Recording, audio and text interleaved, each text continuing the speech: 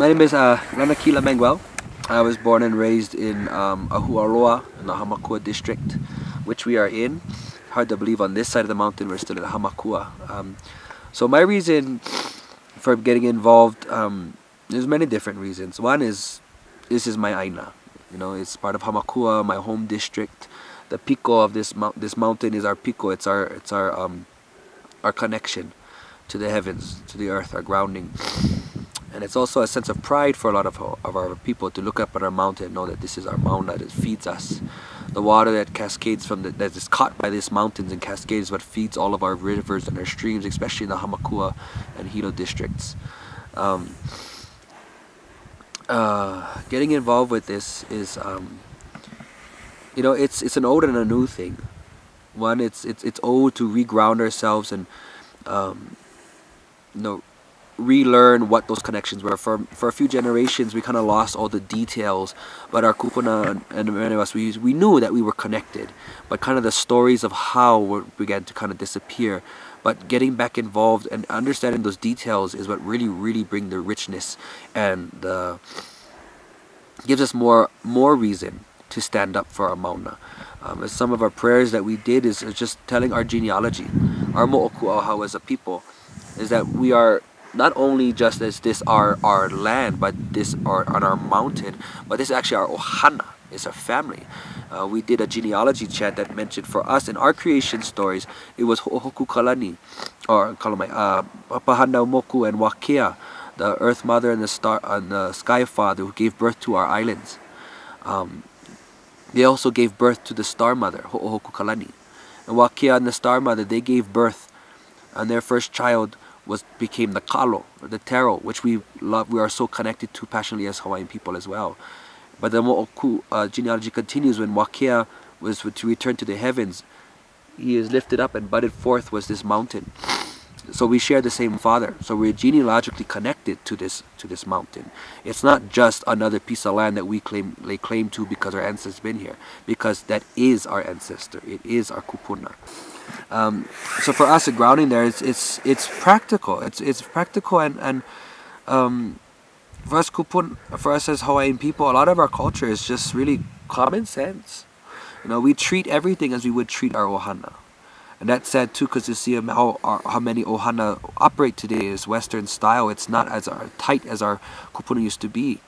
But you know, we look at the ohana, the mountain as our ohana, so we treat it like ohana. It is family. We protect it, we take care of it, it takes care of us. We have a symbiotic relationship with the aina. And whether humans want to believe it or not, no matter where you go and no matter where you live, you have to have a symbiotic relationship with the earth. It's the only way we survive as a species. As I was always taught, that makes sense to me. The land can live without us. We cannot live without the aina. So it's important for us to continue to do these things. These rituals and these ceremonies is what remind us of our place here. So many people of the world are stuck on this mission of, oh, what's our purpose? Why are we here? We know why we're here. We're here to take care of our family. We're here to take care of the creations of Akua. To be that, those walking, to be the walking pico, the walking connections of the heavenly energies to come down to the earth. And we are given the mana'o, the ability to think, and the hand to do the hana, to continue to preserve this and cultivate this Garden of Eden, if you would like to call it that. So we are blessed for so many things, and it's just so silly that we would ever want to damage these things, because this is what has kept life going on these islands forever, for thousands upon thousands of years. Why would we step in and destroy these things that connect us mentally, physically, and spiritually? The mauna is, again, like I mentioned, it's our upena. It's like our net that catches the rain. All the water for most of the northern district, northeast side of the island, comes off of this mauna, comes off of Mauna Kea.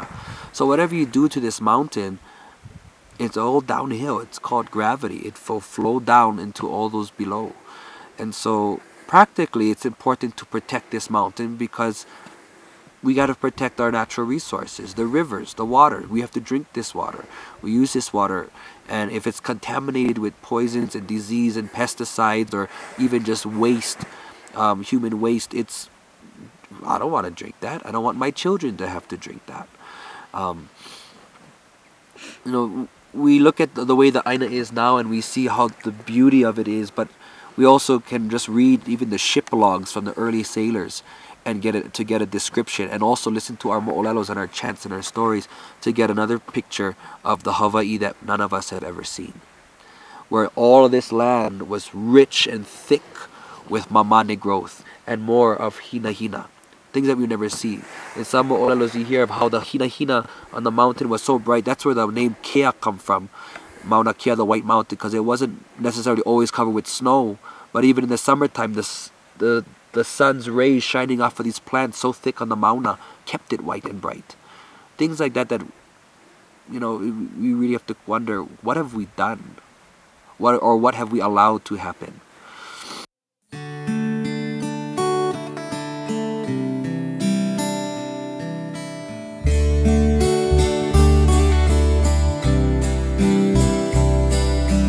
Poli ahu kawahine kapaha, o poli ahu ike kua lono